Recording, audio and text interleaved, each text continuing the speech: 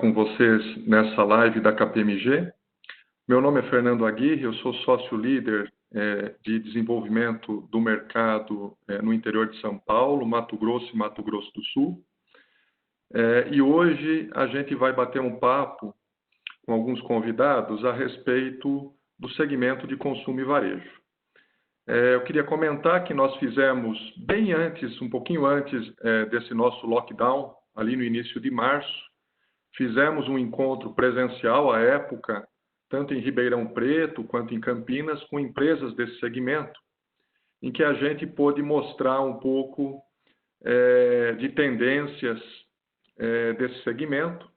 Logo após nós entramos nessa quarentena, e a ideia hoje é a gente trocar um pouco de experiência a respeito de como as empresas desse segmento estão lidando com essa crise.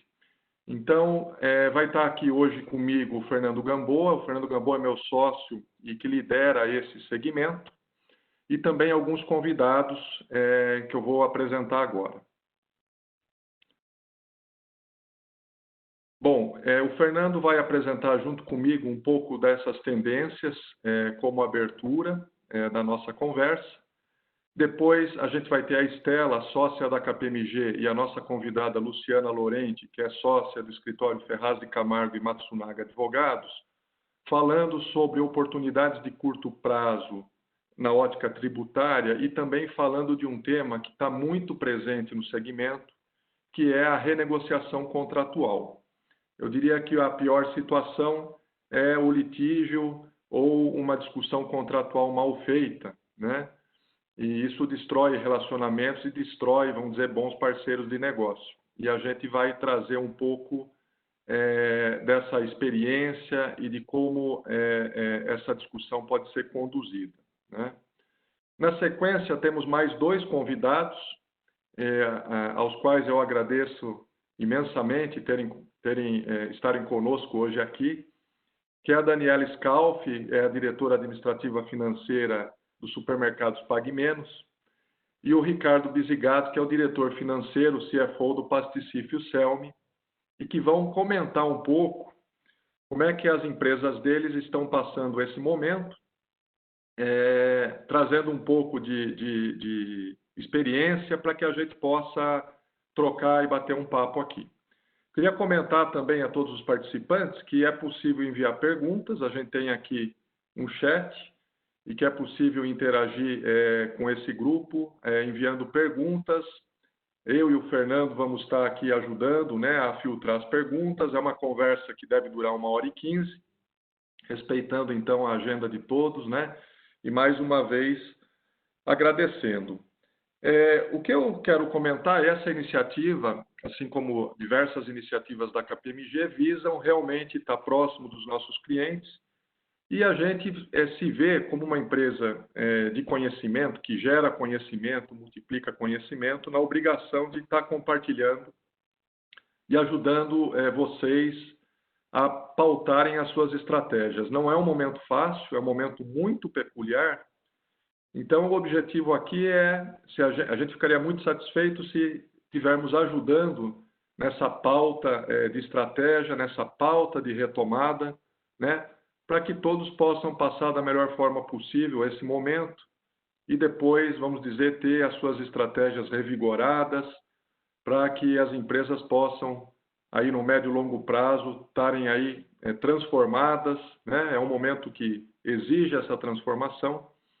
Então, a gente fica muito satisfeito e é nosso papel pautar nesse sentido. Também eu queria comentar que a KPMG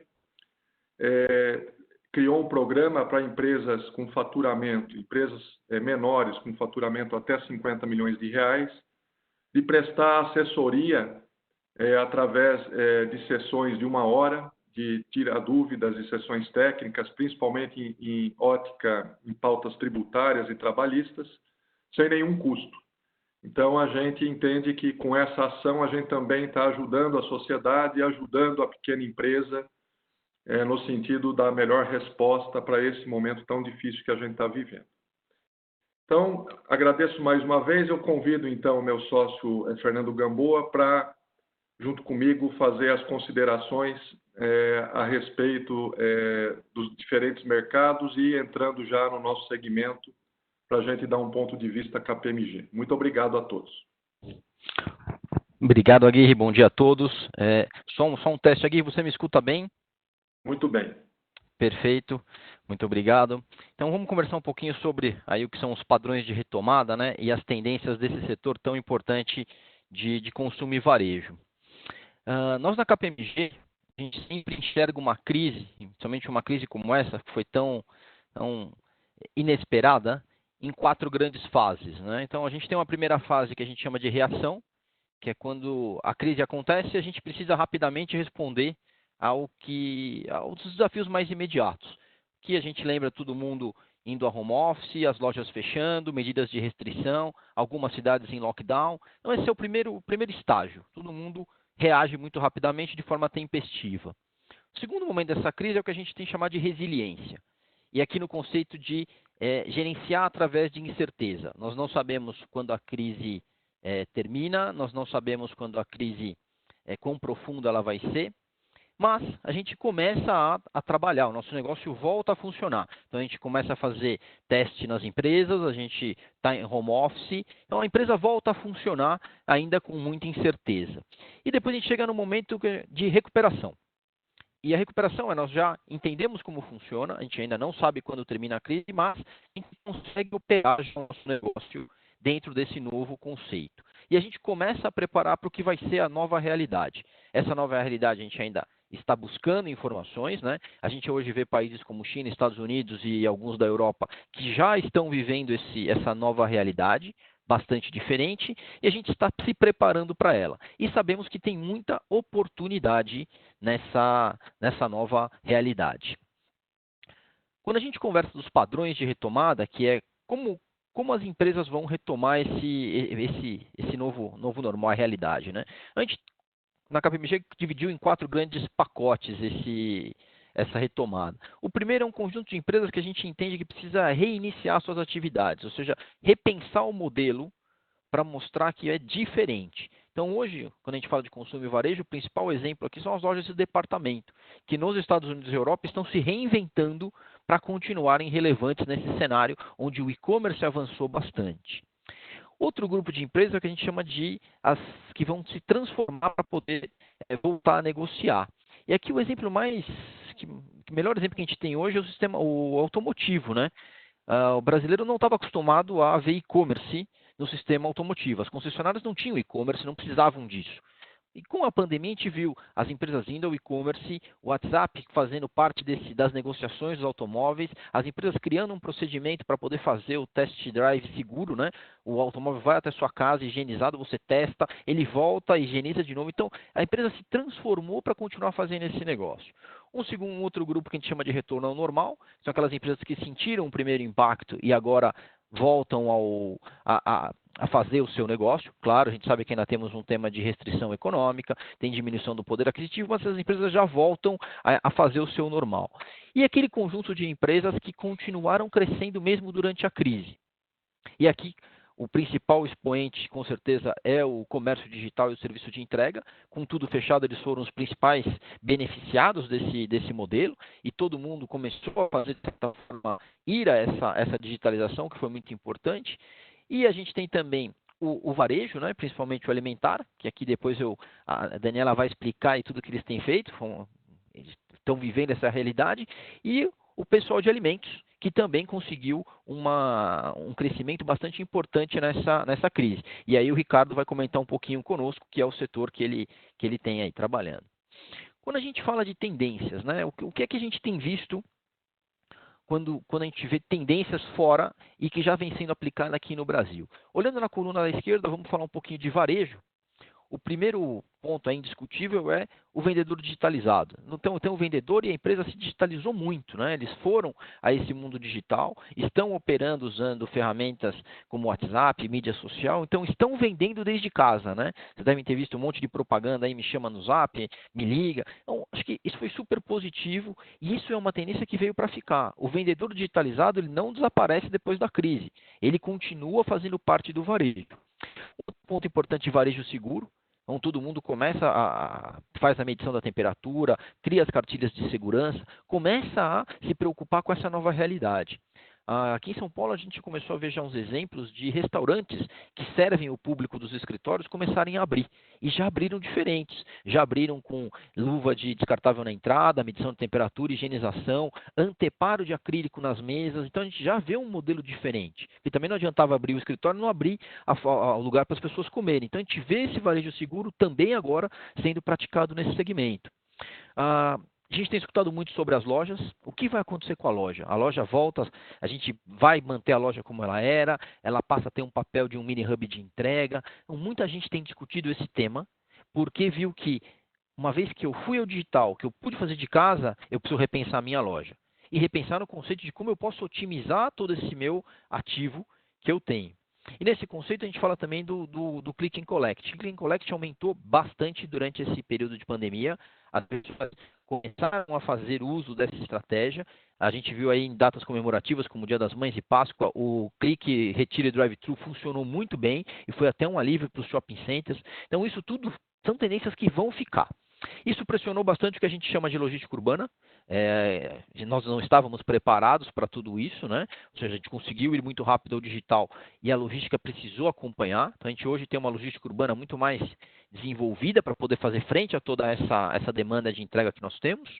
A segurança cibernética, isso é um tema fundamental. Quanto mais digitalizado a gente fica, mais vulnerável a gente também está. Então, essa segurança é super importante. Marketplace, eu acho que é um tema do futuro. A plataforma ela passa a fazer parte da vida de todos. A gente viu o varejo alimentar indo à plataforma, a gente está vendo as lojas de shopping indo aos marketplaces.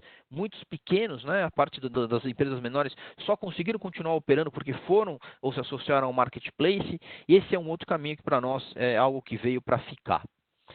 Quando a gente fala digital, com certeza o marketing digital passa a fazer parte do dia a dia, né? Os influenciadores estão muito relevantes, os influenciadores do bem, né?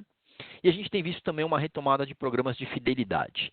Quando eu olho para o lado do fabricante, e aí eu estou falando tanto de bens de consumo quanto de alimentos e bebidas, acho que o primeiro grande ponto que todo mundo tem falado é o tema de confiança-propósito. As empresas estão muito preocupadas com o seu engajamento social, com a sua reputação e sustentabilidade. Então, eu preciso abrir com segurança, eu preciso mostrar como eu estou trabalhando, as pessoas confiam em mim. E as marcas que se posicionaram bem neste âmbito da confiança conseguiram sair na frente na crise, elas estão melhor posicionadas. A gente tem visto também uma demanda muito grande pelos produtos, né, os saudáveis e sustentáveis, e aqui também a gente tem visto uma remodelagem do que são as embalagens, não somente recicláveis, mas também uma adequação do tamanho para fazer frente a novas demandas de hábito de consumo e de logística. Isso tem sido bastante interessante também. Quando a gente fala de fabricantes, uma coisa que tem chamado bastante atenção foram também ao digital. E quando a gente fala foram ao digital, criaram os seus canais online de vendas, né? Então a gente vê algumas empresas grandes aí que começaram a vender diretamente ao consumidor, primeiro provavelmente para serviços profissionais e também aos consumidores, começaram a fazer essa estratégia que a gente chama de direct to consumer. Eu vendo diretamente ao meu consumidor. Por quê? Bom, porque estamos todos nesse mundo online. Isso daqui antes era muito difícil. E quando todo mundo vai a um cenário digital, passa a fazer mais sentido. Então, os fabricantes começaram a usar também mais plataformas e meios digitais. E tudo isso suportado por um grande supply chain, que está mais integrado e responsivo. E nesse momento, onde muitas fronteiras foram fechadas, e a gente não sabe até quando a crise vai, começa um trabalho muito interessante de desenvolvimento de fornecedores locais. Então, as empresas começam a olhar os seus fornecedores aqui e falam, bom, acho melhor a gente também começar a fazer um trabalho mais próximo aqui para ter esse desenvolvimento e mitigar o nosso risco. Bom, isso posto, agora eu vou convidar, por favor, a Estela e a Luciana para conversarem um pouquinho sobre esse tema tão importante de impostos, que ajuda a gente a trazer um alívio no caixa, e a renegociação dos contratos, fundamental nesse momento onde muitas das negociações entraram em desequilíbrio. Estela, você começa, por favor? Bom dia, gente. Na verdade, sou eu que vou começar. Primeiramente, eu gostaria de agradecer o convite da KPMG, acho que é no slide anterior, isso, obrigada. Gostaria de agradecer o convite da KPMG para participar desse webcast juntamente com vocês. Meu nome é Luciana Lorente, eu sou sócia do escritório Ferraz de Camargo e Matsunaga Advogados Associados, que tem sede aqui em São Paulo. Bom, a convite da KPMG, eu vou falar um pouquinho sobre o tema de contratos e renegociação de contratos no âmbito privado. Acho que a gente pode seguir para o próximo slide. Legal. Bom, a primeira premissa que a gente tem que levar em consideração quando a gente fala de revisão de contratos é que o contrato é lei entre as partes. Isso é um princípio no direito brasileiro muito forte e também está positivado no Código Civil brasileiro. Em 2019, foi promulgada a Lei de Liberdade Econômica, que trouxe uma série de aspectos relativos à desburocratização e reforçou a prevalência do interesse das partes sobre questões formais, reforçando esse caráter vinculante e obrigatório dos contratos, tá? Mas, obviamente, que essa regra, esse princípio geral, comportam algumas exceções. E são basicamente 3 exceções aqui que o nosso ordenamento jurídico prevê para combater essa questão da imutabilidade do contrato. Esses 3 institutos são comumente misturados na prática, tratados como uma coisa só. Mas o que eu queria trazer aqui para vocês é que eles têm efeitos diversos na prática, tá? Então, falando um pouquinho de caso fortuito e força maior, são eventos, seja de eventos da natureza ou eventos fora do controle das partes, que permitiria uma suspensão do contrato ou uma resolução, ou seja, um término do contrato, em razão da ocorrência desse evento fora do controle das partes. Essa é a regra geral e ela trata de suspensão das obrigações ou término do contrato. A gente tem uma outra teoria que chama onerosidade excessiva. Quando a prestação de um dos contratantes se mostra excessivamente onerosa, com dificuldade de execução, é permitido também a resolução, ou seja, o término do contrato por conta dessa onerosidade excessiva. Note que tanto no caso de caso fortuito e força maior como onerosidade excessiva, a gente não fala de renegociação contratual. Isso é uma questão técnica bastante importante e bastante levada em consideração pelos nossos tribunais. Então, a gente não pode tratar os três temas de forma indistinta para reclamar uma revisão contratual. A gente tem que entender a situação e o cenário de cada um. Onerosidade excessiva, a gente entende que não vai ter muita aplicabilidade para essa situação de pandemia, por quê? Porque todos os contratos, todas as obrigações ficaram mais onerosas para todas as partes. Então, dificilmente a gente vai conseguir, salvo raríssimas exceções em que um setor vai muito bem e o seu fornecedor está com muita dificuldade, dificilmente a gente vai ter uma situação em que um contrato se tornou excessivamente oneroso para uma parte, para outra não. A tendência nesse setor de crise é que, se houver uma dificuldade, seja generalizada. Agora, a teoria da imprevisão, essa sim permitiria uma revisão contratual. A teoria da imprevisão, ela permite revisão contratual pelas partes se ocorrer um fato imprevisível, fora do controle das partes e que ninguém, mesmo sendo especialista no setor, poderia prever na época da celebração do negócio. Isso é muito importante porque a imprevisão tem que ocorrer, o fato imprevisível tem que ocorrer na época da celebração do contrato. Ou seja, se o contrato foi celebrado já pós-Covid, dificilmente a gente conseguiria argumentar que a Covid seria um fato imprevisível.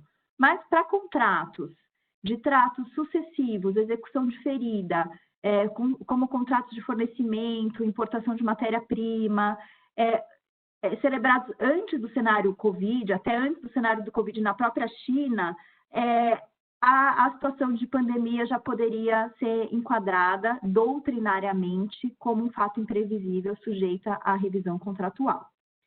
Bom, mas é importante lembrar, nossos tribunais historicamente sempre foram contrários à revisão de contratos. Por exemplo, na crise de 2008, a posição majoritária dos tribunais foi de que desvalorização cambial, inflação, são características inerentes ao mercado brasileiro, e quem está no mercado brasileiro tem que estar preparado para isso e prever e atuar dessa forma. Então, historicamente, os nossos tribunais sempre foram muito resistentes com essa questão de revisão contratual. Hoje, a gente vê uma certa mudança, uma certa tendência de mudança. Por exemplo, aqui no Tribunal de Justiça de São Paulo, até ontem, existiam mais ou menos 5 posições favoráveis à revisão contratual e 5 desfavoráveis. Já mostra uma mudança. Tudo bem, os tribunais estão divididos? Estão, mas já tem uma tendência maior a aceitar uma revisão contratual. Os casos que foram favoráveis foram casos de revisão de contratos de locação em shopping center, tem mais de 2, suspensão de contratos bancários, postergação de pagamento de parcelas. Teve uma operação importante de compra e venda de empresa, que entre a assinatura e o fechamento da operação, a parte pediu para suspender os pagamentos também. Foi um caso bastante relevante. Os casos que foram contrários, a maioria dos casos, a parte já estava em inadimplemento, já estava em mora mesmo antes da Covid, ela não conseguiu comprovar o efetivo prejuízo causado pela Covid. Então, aqui a gente tem elementos importantes numa discussão perante os tribunais. A gente entende que será sim possível a revisão dos contratos, desde que tenha um nexo causal claro entre o prejuízo sofrido pela parte e a situação da pandemia. Isso vai precisar ser comprovado perante os tribunais, porque a tendência é que se evite uma revisão sem controle de contratos, porque isso traz muita insegurança jurídica. Bom, mas assim, o recado aqui seria que no sentido de que a gente entende sim, que com base na teoria da imprevisão, a Covid se enquadra num evento imprevisível para contratos celebrados antes da Covid, que existe sim a necessidade de comprovação do efetivo prejuízo das partes causado pela Covid, então esses elementos são muito importantes, mas que a gente tem uma oportunidade de revisão de contratos, e aqui a gente não está falando dos mais óbvios, né? Locação, são os mais óbvios que foram negociados logo no início da pandemia, mas aqui a gente pode falar também de uma readequação dos contratos aos novos modelos de negócios. Como o Fernando falou, o tamanho das lojas tende a diminuir, o papel das lojas tende a diminuir, não necessariamente eu vou precisar de toda a infraestrutura que eu tinha antes para ter uma loja aberta, então a gente passa por uma fase agora de readequação dos novos modelos de negócios e uma necessidade de revisão de contratos. Eu acho que esse era o recado que eu gostaria de passar para vocês de forma bem objetiva e numa linguagem bem acessível, para que a gente fique com essa questão no nosso radar. Acho que eu vou passar agora a palavra para a Estela, que vai falar sobre os aspectos tributários. Oi, Lu, obrigada. Estão escutando bem? Bom dia, pessoal. Meu nome é Estela Zanata, eu sou sócia de impostos da KPMG no Brasil, fico atualmente no escritório de Campinas. Então, é um prazer estar aqui com vocês hoje. Tenho vários clientes no varejo, sei como o mercado funciona. Então, eu marquei aqui uma lista, na verdade, de itens e tópicos para dividir, porque, como vocês devem saber, a parte tributária é uma das mais complexas, né?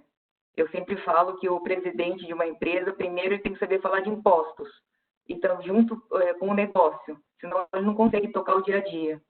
Ainda mais no varejo, ainda mais sendo uma empresa familiar.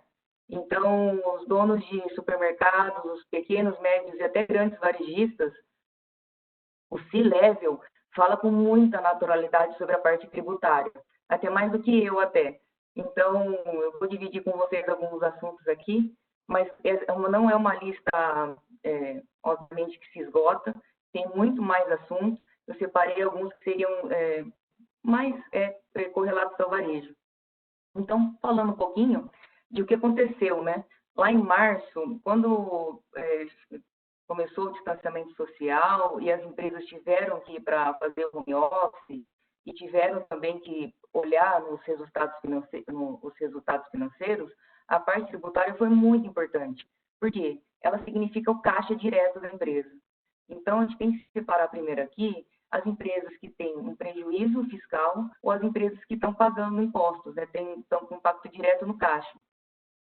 Óbvio também que tem as empresas que estão no lucro presumido, simples, enfim. Eu vou focar aqui hoje para as empresas que estão no lucro real, que podem diminuir o valor do prejuízo fiscal, né? Ou aumentar, dependendo da posição tributária que a empresa queira, ou também pagar o valor correto dos impostos. Eu nunca falo de pagar menos imposto. Pagar menos impostos é errado. A gente sempre procura pagar o valor correto. Então, vou dar um exemplo da minha vida pessoal, né, se me permitem. Eu sempre deixo um pouco de dinheiro na poupança. E o dinheiro na poupança eu nem gosto de falar muito disso, porque eu sempre sou muito criticada. Então, agora, depois da pandemia, eu falei, poxa, preciso olhar isso com mais atenção. Então, o recado é o mesmo aqui.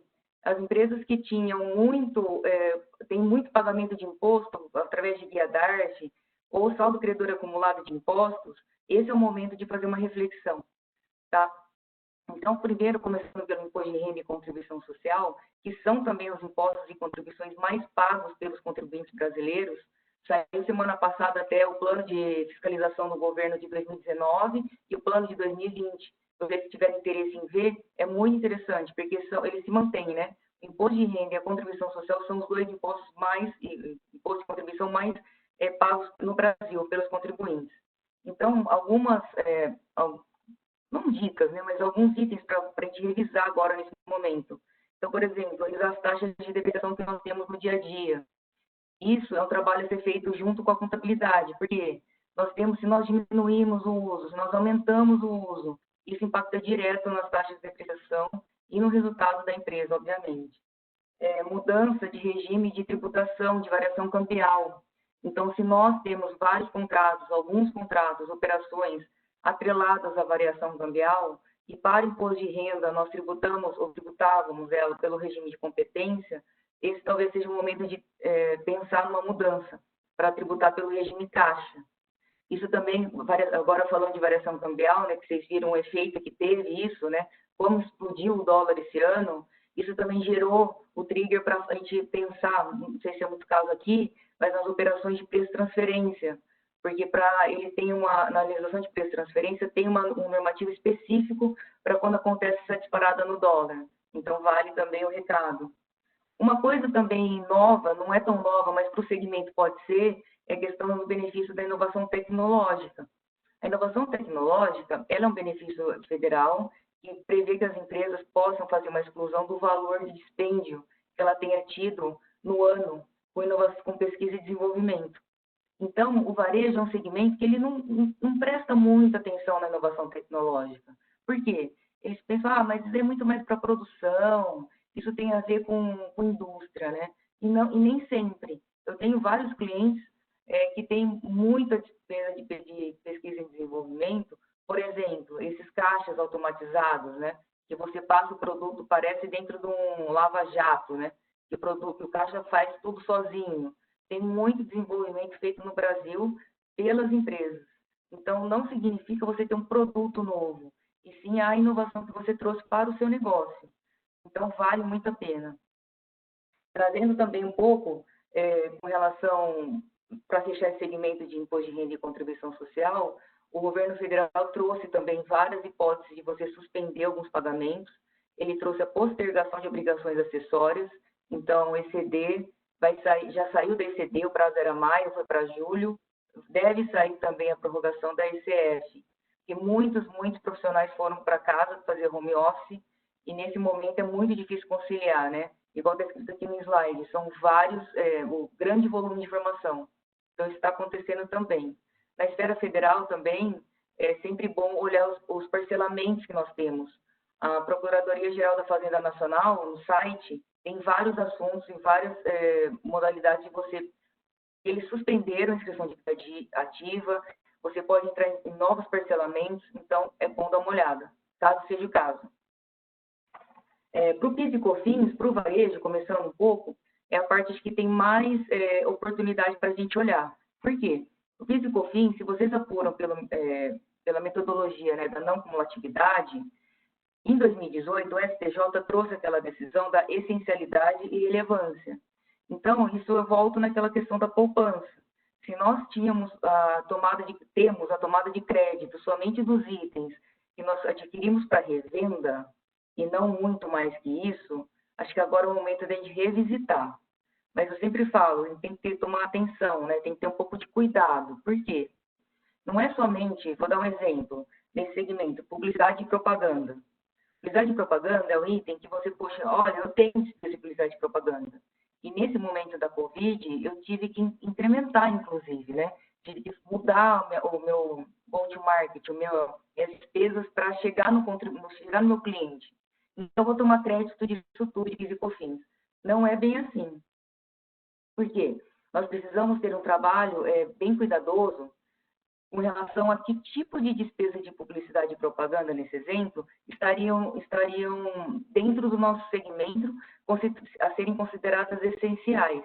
Então, hoje, para você tomar um crédito desse, é necessário um trabalho para, primeiro, eles falam de teste de subtração.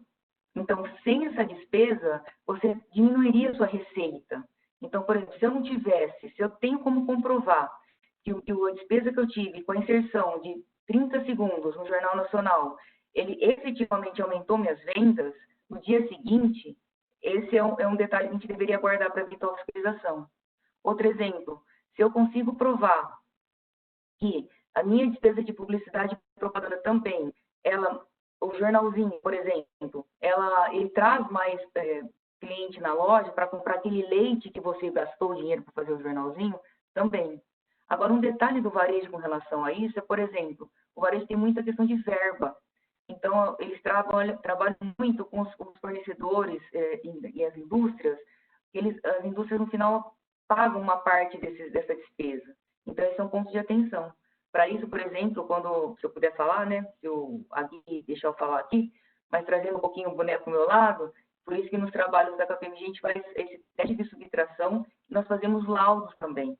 Então, laudo, para que serve? Para a gente justamente fazer esse arrazoado de provas e documentações para deixar pronto para uma eventual fiscalização. Isso tudo tem que cruzar com os demonstrativos contábeis, obrigações acessórias, né, notas fiscais e o que acontece no dia a dia. Tá? Outro crédito nesse segmento, despesas com armazenagem e distribuição, despesas com pesquisa e desenvolvimento que eu falei antes, também com relação a crédito e PIS/COFINS, né? Eu falei também, eu gostaria de deixar também aqui, conectado com a Covid, qualquer despesa que vocês tenham tido nesse período decorrente de obrigação legal, vocês deveriam avaliar também se a gente poderia tomar crédito e PIS/COFINS. Por quê? Despesas de software, você foi obrigado a comprar algum software para fazer o e-commerce, para melhorar. Enfim, tudo a gente teria que analisar. Álcool gel, a parte de acrílico nos caixas também. Isso tudo seria sujeito a uma análise. Então, não estou sendo aqui leviano, não, vamos agora tomar crédito de tudo. Não é isso. Muito pelo contrário. Momento agora de análise, para vocês olharem o que vocês não estão fazendo no dia a dia e que podem, sim, começar a analisar. Depois de uma análise feita, inclusive discutido, é muito importante, para fechar esse capítulo de PIS e COFINS, vocês discutirem com os assessores legais. Então, na empresa familiar sempre tem um assessor jurídico que é de confiança da família, que faz todos os processos trabalhistas, previdenciários e também tributários. Então, o trabalho sempre é feito junto com o assessor jurídico. E é muito importante nessa hora, para avaliar esse tipo de crédito, ele teria, sim, algum questionamento na esfera administrativa? Se sim, qual seria a minha chance de êxito? Esse é um trabalho a ser feito por advogados, tá bom?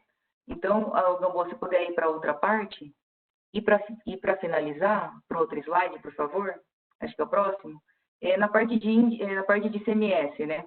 IPI não é muito o caso de vocês, mas caso vocês tenham algum questionamento, vocês podem me acessar, a gente fala um pouco de IPI também. Mas eu queria focar nesses últimos 3 minutos que eu tenho para falar sobre ICMS. O que acontece com o governo de São Paulo? Nós estamos todos inseridos no contexto de governo de estado, do governo do Estado de São Paulo. Aqui, nós vimos nesse período que o governo ele teve, sim, algumas ações para auxiliar o contribuinte. Então, você vê em algumas apresentações até do setor financeiro do governo, eles falam que eles aumentaram a rapidez da análise de regime especial. Então, se vocês têm um regime especial que vocês podem pedir, eles estão com uma meta de dobrar a análise disso. Uma coisa importante também que eles falaram, que eles estão com uma meta para nós, né, é dobrar o valor de ressarcimento do ICMS-ST. Então, esse é um assunto para o varejo. O varejo, ele é muito afetado pelo ICMS, substituição tributária. Tem vários segmentos, eu vou mostrar no próximo slide, mas para vocês entenderem, tem vários segmentos da indústria que são afetados pela substituição tributária. E nós, varejistas, quando nós compramos o produto, aqui no slide mostra, né? Nós compramos o produto, nós pagamos por essa substituição tributária que a indústria calculou. E a indústria calcula com base num valor que ele pensa, o que ele estima que nós vamos vender o nosso produto para o cliente. Isso não necessariamente acontece. Então, tem 4 hipóteses que a substituição tributária ela é calculada indevidamente pela indústria. Me corrigindo, a indústria calcula corretamente, só que o fato não acontece na nossa cadeia do varejo. Então, pode ser que ou eu vendo o produto para o Estado, que não é muito o nosso setor aqui, Estado de São Paulo, supermercados, varejistas aqui de São Paulo. Pode ser que o produto se perca, pode ser o que mais acontece para nós, é que a gente vende o produto por um valor menor. Então, imagina que a indústria de bebida pagou um ICMS pela cadeia toda e nós, pensando que nós venderíamos a bebida por um valor estimado. Isso não aconteceu, teve uma promoção. Isso acontece demais. Então, o valor foi menor. A KPMG, eu especificamente também, tenho vários clientes que eu faço isso através da portaria CAT no 42, em São Paulo, que é desde 2018, mas pegando os créditos a partir de 2016. Então, o que nós fazemos é, vamos no cliente, a gente vê se esse SST é uma realidade, e nós fazemos também uma verificação para ver quanto seria a oportunidade para vocês. Esse é um assunto antigo do varejo, e muitas empresas não faziam a recuperação, porque ou não tinha, era antes da portaria CAT 42, que era mais complexo também, e agora porque não tem muita ideia.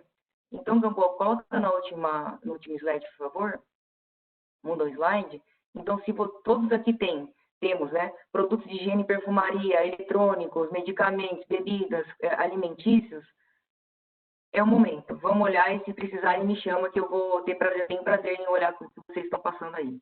Era isso. Obrigada, viu, Gamboa? Obrigada, Gui. Muito obrigado, Estela. Obrigado, Luciana. Excelente aí, 2 pontos super importantes para o nosso setor. Bom, agora gostaria de convidar aqui o Ricardo Bisigato e a Daniela Scalf para falar um pouquinho sobre como tem sido, né, viver a pandemia e os desafios que os dois estão enfrentando aí nas empresas. Pedir para cada um primeiro se apresentar rapidamente, falar um pouco da empresa e começar com aquela pergunta tradicional, né? Qual foi o maior desafio aí nessa pandemia? Quem começa? Posso começar? Por favor. Bom dia a todos aí. Primeiramente, eu quero agradecer aí a KPMG pela oportunidade de estar participando desse evento, né? É muito bom para a gente, né, trocar essas experiências. Bom, eu sou o Ricardo Bisigato, estou na Celme aqui há 5 anos, sou diretor financeiro, né? E a Celme é uma empresa de 130 anos, né? Que depois de 130 anos está passando por um momento muito ímpar aí com essa questão da pandemia. E falando um pouquinho do momento, né, a gente viu, nós começamos aqui muito cedo, né, acompanhando, desde quando a Unicamp anunciou que ia fazer o fechamento e tudo mais, nós também começamos a tomar as providências aí, né, como disse no começo aí, né, a reação nossa foi rápida e tudo que tinha que ser feito para manter a empresa funcionando, né? Porque uma empresa de alimentos, nesse momento aí, não podia parar de jeito nenhum. Então, acho que o maior desafio nesse período aí realmente foi, primeiramente, trabalhar muito com a moral da equipe, né, para mantê-los engajados e conseguir fazer as entregas que a gente precisava fazer, né? A gente conversa bastante aqui, tem uma comunicação muito direta, né, falando tudo o que precisa ser falado a respeito do Covid, né, e intensificamos muito a questão de higiene, né, numa fábrica de alimentos já é grande isso, né? Os conceitos de higiene e tudo mais. Então, intensificamos muito, contratamos pessoas aí na parte de limpezas destinada a vestiários e tudo como tinha que ser, enfermeiros, médico do trabalho trabalhando direto. Então, acho que isso ajudou muito a gente e nós não paramos realmente, muito pelo contrário. Chegou em março, quando teve que fazer tudo isso, começou uma demanda muito alta, né? E aí nós tivemos que contratar pessoas. Se olhar nos últimos 90 dias aí, acho que nós contratamos mais de 100 pessoas, né? Trabalhando, aumentamos tudo e tudo mais. Eu costumo dizer que nunca antes se comeu tanto macarrão no Brasil, né?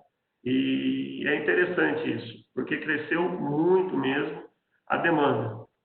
E para você ter uma ideia, né, o nosso maior volume de vendas tinha sido em junho de 2018, naquele mês após a greve dos caminhoneiros, que estava com uma demanda represada e tudo mais.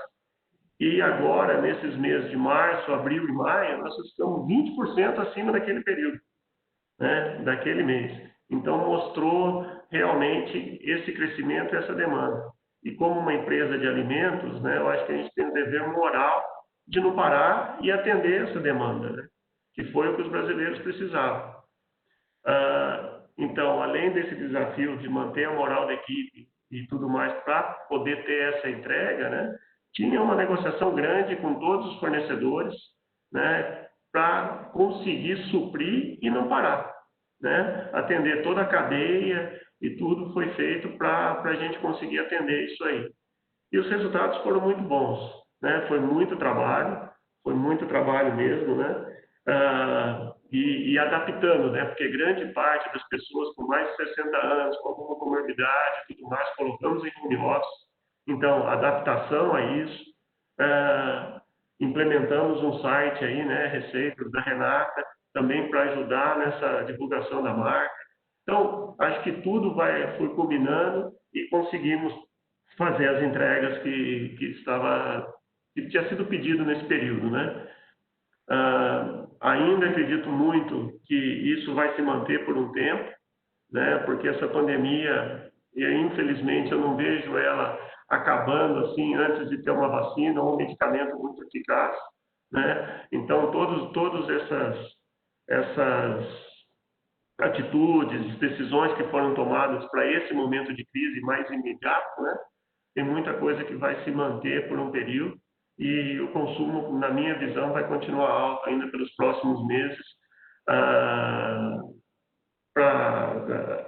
ajustado a essa questão da pandemia.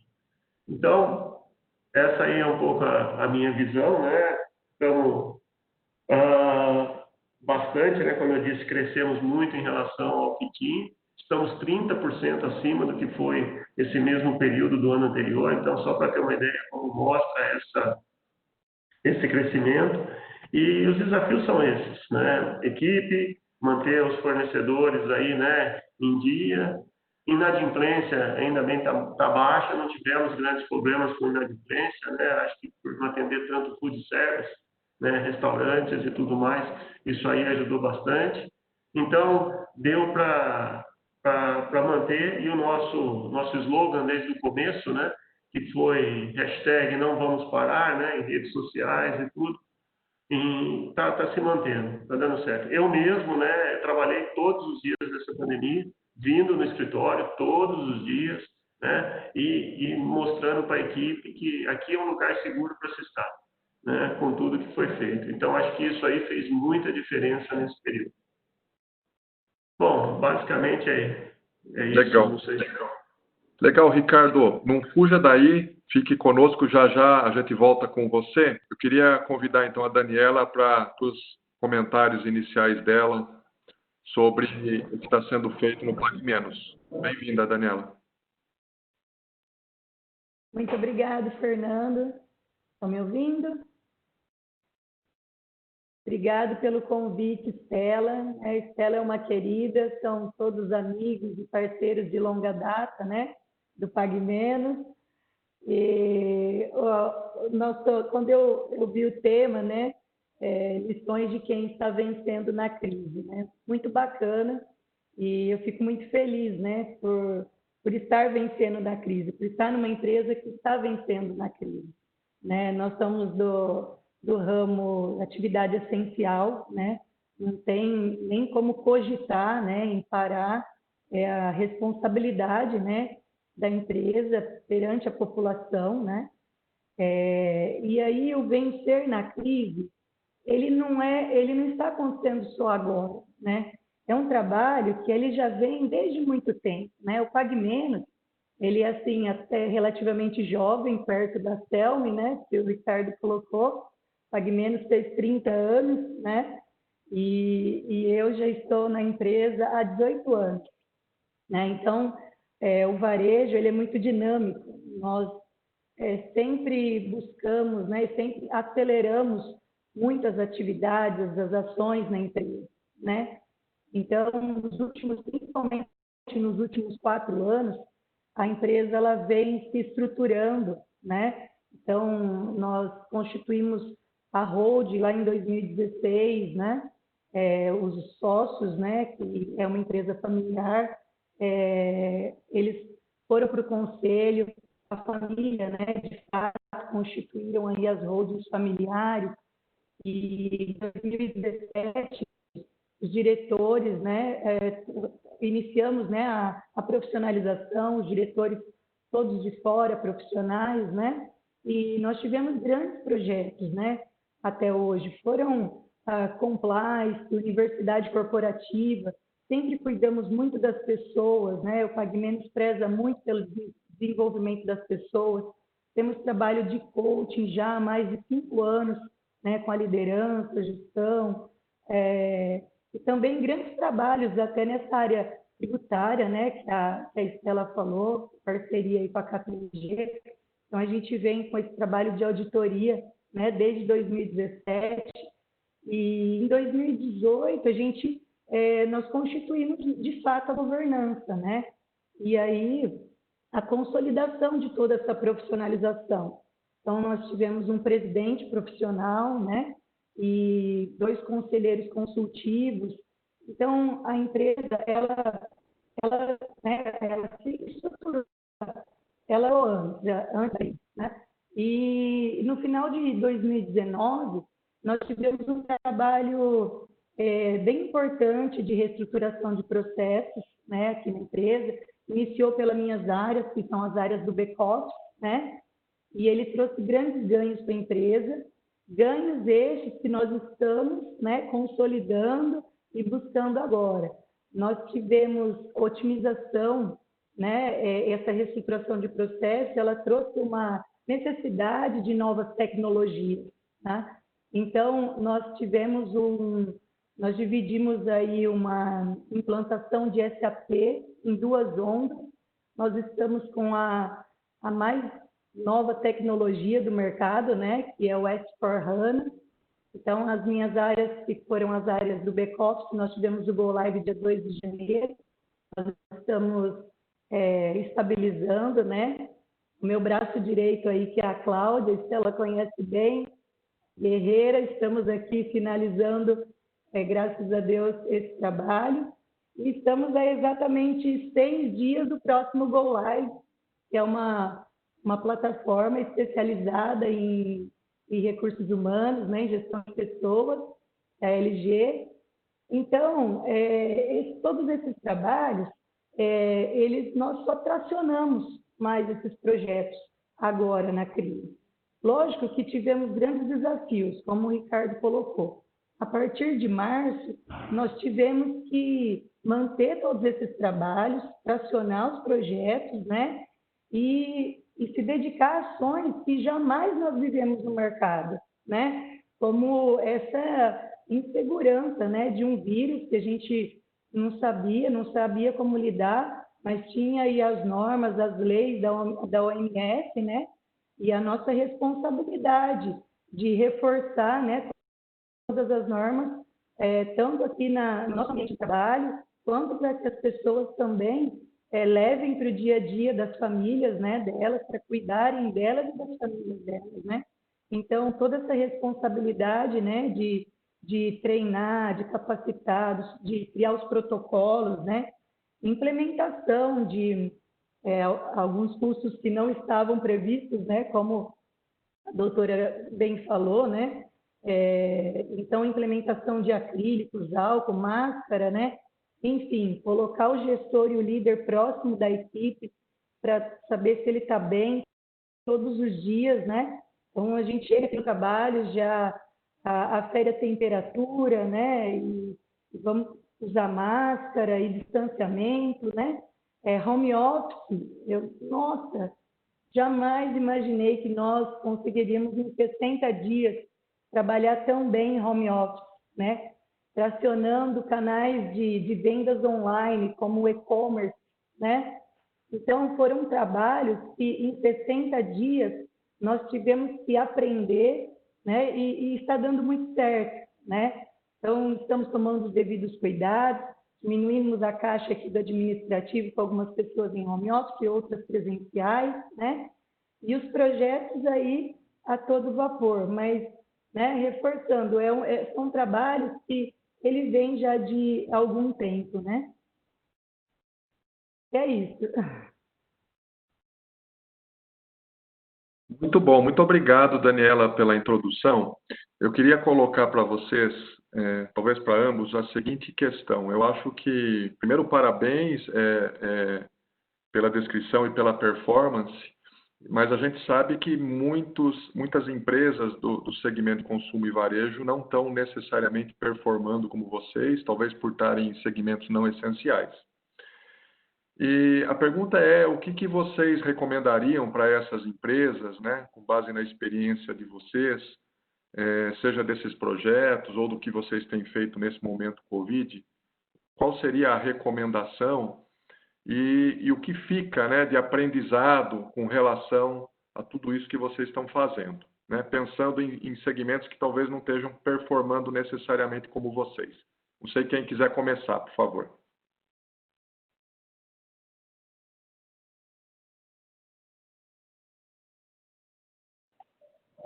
Eu posso começar aqui. Na realidade, né, o nosso segmento, né, pelo fato de ser essencial e uma demanda grande, né, tem essa parte financeira que facilita, né, toda a parte de resultado, né, facilita você atravessar a crise. Não sem muito trabalho, né, é isso que nós falamos aqui, né, parabéns aí a Daniela por tudo que tem feito e mostrou aí que realmente depende muito de trabalho, né? Então, no nosso caso, essa parte financeira que mostra o crescimento, que mostra o desenvolvimento, tudo, ajuda bastante a atravessar a crise. Para outros segmentos, né, que nós vimos aí que são muito afetados, a gente pode ver a questão do automotivo, a questão de vestuário, a questão de sapatos, né? A gente vai olhando, são segmentos que são muito afetados, né? Então, aí, como falar, volta naquilo que o Gamboa falou no começo, né? Tem que entrar na parte da resiliência, né? E começar realmente infelizmente, enxugar custos, olhar tudo para a parte financeira, conseguir atravessar esse momento tão difícil, né? Do mesmo jeito que a gente fala muito de famílias aí que não tem como ficar sem trabalhar, sem nada, a gente imagina as grandes corporações que estão nesse segmento. Então, realmente é um trabalho de casa, enxugar custos, descobrir novas formas, como foi falado, né, plataforma digital, como chegar até o consumidor, que tipo de consumidor, e tudo isso tem que ir atrás dessas alternativas aí para conseguir passar esse momento mais difícil, né? Porque realmente é uma coisa inusitada, né? Da noite para o dia, simplesmente, né? Chegou, você ter uma ideia, dia 10 de março estava tendo jogo em São Paulo, eu estava dentro do campo assistindo o jogo. Dia 12 de março estava tudo fechado, né? Então, você vê que foi da noite para o dia. Então, nesse momento, a gente tem que ser muito rápido nessa reação, né? E eles também, e medir tudo que precisaria acontecer no período. O período está ficando maior do que a gente imaginava, então o desafio ainda é maior, mas depende muito da resiliência nesse momento.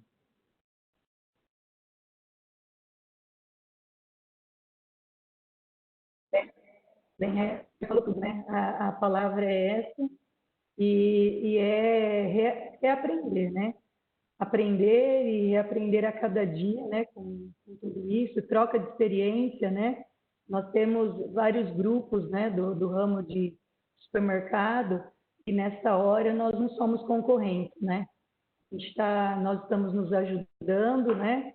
A cada alteração na lei, né? A cada medida provisória, né? E ações, vamos nos juntar, né?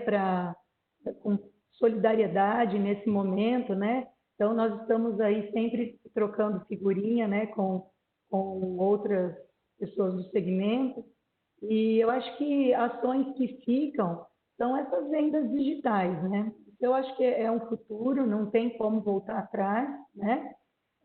Os trabalhos de home office, nós estamos conseguindo grandes resultados, né? O pessoal tem gostado muito, a produtividade aumentado bastante, né? Então, eu acho que eu posso citar essas duas ações, né? Acho que horários diferenciados também, a nossa responsabilidade, né, com a população. Nós abrimos um horário diferenciado para os maiores de 60 anos e eles gostaram bastante. Nós, né, sempre recebendo aí feedback positivo. Então, são algumas ações que eu vejo que, respondendo, acho que eu já até adiantei, viu, Aguirre? E vão ficar, viu? São ações que deram certo e vão ficar. Desculpe adiantar um pouco. Não, ótimo. Meus pais, inclusive, eles vão uma vez por semana no Pague Menos, 7 horas da manhã, eles estão na porta. Que maravilha! Aí, outro feedback. Exatamente, está ótimo. Gamboa, por favor. Obrigado, Aguirre. Vou fazer aqui uma primeira pergunta para a Daniela. E a gente, nessa crise, né, quando a gente falava da resiliência e da recuperação, um ponto importante era quebrar o paradigma. Quebrar paradigma, superar algumas ideias que a gente tinha que não dariam certo, alguns tabus, né? E quando ela fala, eu estou no meio de uma implementação de um sistema, entendo que muita gente remoto. Como foi isso, Daniela? Como é esse modelo de conseguir sair de uma operação que era 100% on-site, todo mundo trabalhando no escritório, tem que mudar muita gente, como você falou, de back-office para home office e tudo mais, você conseguir fazer a implementação de um sistema, e como foi o apoio da liderança nesse processo? Legal. A gente tem que ver oportunidade em tudo, né? Tem o nosso coach, ele fala que na crise nós temos que tirar o S, né? E aí fica a palavra crie, né? E nós criamos nessa pandemia. Esse aprendizado, esse home office, nós contamos com o apoio também desses nossos parceiros de tecnologia.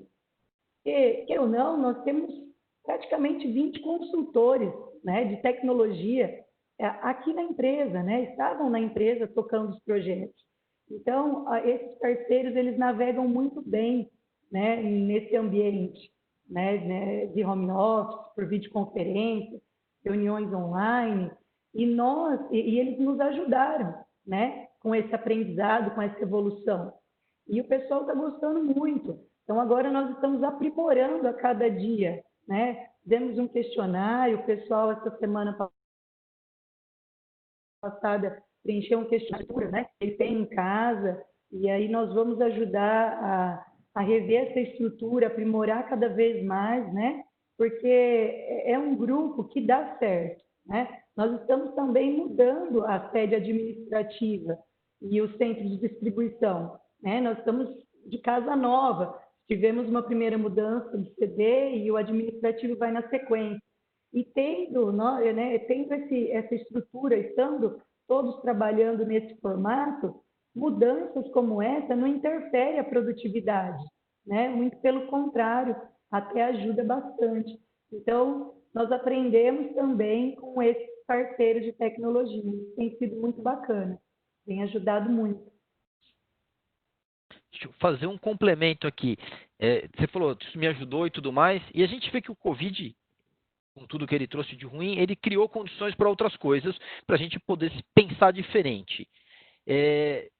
Daqui para frente, você vai continuar fazendo projetos, projeto sempre evolui, né, de tecnologia e tudo mais.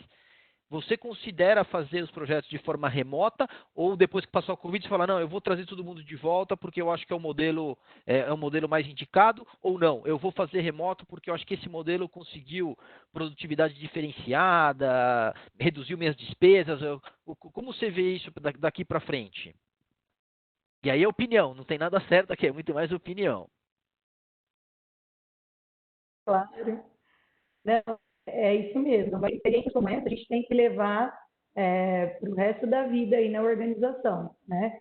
Tem alguns parceiros que trabalham e navegam muito bem nesse formato, outros nem tanto, né? Então, cabe ao gestor, né, aos gerentes de projeto, analisarem quem trabalha bem nesse formato e quem não trabalha, né? Eu acho que cada caso é um caso, a gente não tem como generalizar, né, tudo. Nós temos 2 grandes trabalhos de tecnologia. Um está trabalhando muito bem, 100% em home. O outro, nós tivemos que fazer part-time, né? Então, fracionar, né, parte presencial e parte em home. Então, eu vejo que é um futuro, não tem como voltar atrás, mas também identificar, né, a especialidade, né, e a flexibilidade de cada um, né? De cada parceiro também. Muito obrigado. Vai, Agui. Sim, tem uma pergunta aqui de um grande amigo indaiatubano. Obrigado pela pergunta. Uma pergunta para o Ricardo. A pergunta é: quais práticas vocês estão fazendo na Celmi para administrar impactos no working capital e se vocês estão conseguindo negociar prazos com os fornecedores? Bom, na realidade, né, o nosso working capital aqui, a gente já vem trabalhando com ele há algum tempo. A gente trabalha ele com, eu chamo working capital positivo, né? Eu compro mais alongado e vendo mais curto, né? Então, meu contos a pagar sempre é um pouco maior que meu contos a receber. Nesse momento, né, de crise, como eu falei, nós aumentamos muito a demanda, né? E para a cadeia toda funcionar, às vezes você tem que trabalhar mais perto do seu fornecedor, vamos supor, fornecedor de farinha, que não teria condição de manter os 70 dias, 60 dias, 50 dias de prazo, nesse momento com uma demanda maior. Então, a gente antecipa um pouco os pagamentos, faz as coisas e conseguimos atravessar esse momento, né?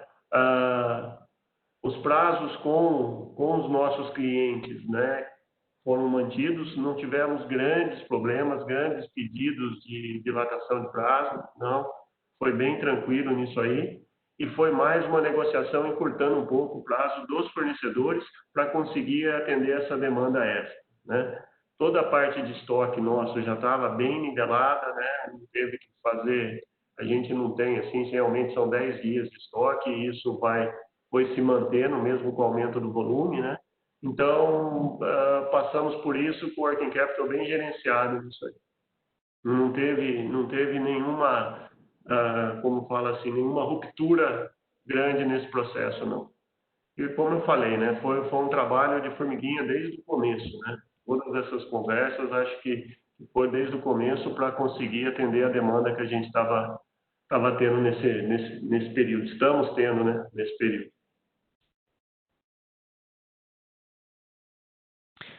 Muito bom. Ricardo, fazer mais uma pergunta para você aqui na sequência, pegando o seu gancho lá do nunca se comeu tanto macarrão no Brasil, né?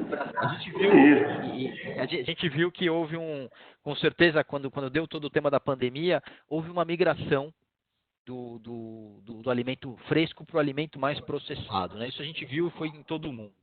E agora vem retomando.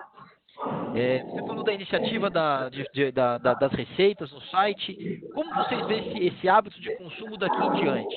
O macarrão continua presente? Ele ficou dentro daquele conceito gourmet de cozinhar em casa, reunir os amigos? Como vocês estão vendo esse movimento de mudança de hábito? Primeiro, o macarrão, acho que ele está presente no mais tem pesquisas aí que mostram 98% dos brasileiros, né, de uma forma ou outra, comem macarrão, né? Tem a massa no celular. E daí intensificou com essa questão da pandemia, né? é um produto de fácil estocagem, muito acessível, né? Um produto barato, é um produto rápido de fazer, né? Tem diversas formas, né? Tanto é que colocamos um site aí para intensificar isso aí, né? De fazer e tudo mais. Então já vinha, como fala assim, nessa pandemia intensificou isso aí. Eu acredito muito que pós-pandemia, né, depois que acabar, muito desses hábitos de ter esse entretenimento no lar vai se manter, entendeu? Eu não acredito que, como aconteceu aí, que anuncia que vai reabrir, né, vai reabrir tudo, da noite para o dia todo mundo vai sair e vai parar de fazer em casa. Tem muita gente ainda que vai continuar com esse entretenimento no lar, fazendo de forma reduzida, mas continuando dentro de casa e com esse consumo, né? E acho que esse período foi bom para ver o prazer disso também, né? Porque cozinhar, de estar junto com a família, acho que isso aí ajudou bastante também para isso. Então, eu acredito que esse vai ser o comportamento pós-pandemia. Não vai ser uma retomada automática, todo mundo para a rua, parando de fazer isso e esse tipo de consumo, né? Então, eu acredito que vai durar bastante ainda. Até eu estou aprendendo a cozinhar, Ricardo. Tá vendo? Entra no site renata.com, você vai ver que .com.br que tem coisa boa lá. Vou sim, claro. Ótimo, obrigado, Ricardo. Talvez, são já quase 10h10, eu queria sugerir, começando por você, Daniela, por favor, algumas considerações finais e, eventualmente, recomendações que você possa fazer para quem está nos assistindo, para a gente encaminhar para o nosso encerramento. E depois eu passo para você, Ricardo. Legal. Tem algumas ações, né, Agui, que eu acho que... Eu sei que no ramo, a gente olhando aí no futuro, olhando para a parte financeira, é difícil falar a longo prazo, né? As ações, elas são muito imediatistas agora, muito a curto prazo. Mas eu acho que uma recomendação é para que as empresas que estejam funcionando, né, que estejam como nós, e eles não tenham medo de pensar no longo prazo. Pense na sustentabilidade do negócio, né? Se puderem fazer investimentos, a hora é agora, vamos fazer, né? E também, se estamos funcionando, eu acho que a gente poderia também chamar outros, né, outros parceiros também para a parte da solidariedade, né? O PagMenos tem feito algumas ações muito bacanas, né? De doar cestas básicas, né? Nós doamos mais de 2 milhões de reais em cestas básicas, né? Em parceria aí com os municípios, com o Fundo de Solidariedade, com os CRAS, né? Dos 17 municípios.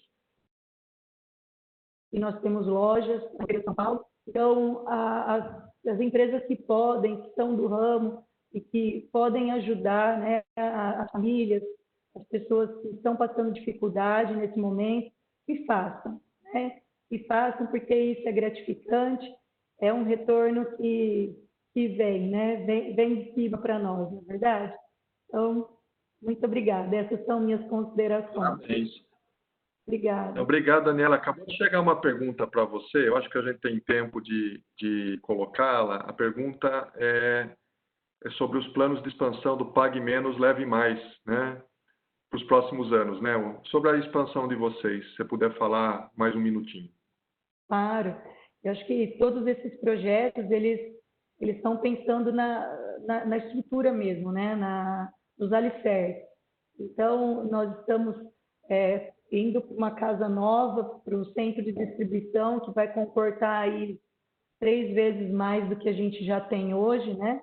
Nós temos outras lojas, né, que estão sendo finalizadas em Campinas, né, em Itu, em outras cidades aqui do interior. Então, se nós temos a estrutura, o centro de distribuição, o centro administrativo modernizado, tecnologia, inovação, né? Então, o plano de expansão, ele está no radar, né? Tem uma equipe de expansão também que está buscando novas lojas, né, e uma expansão mais agressiva para o interior de São Paulo.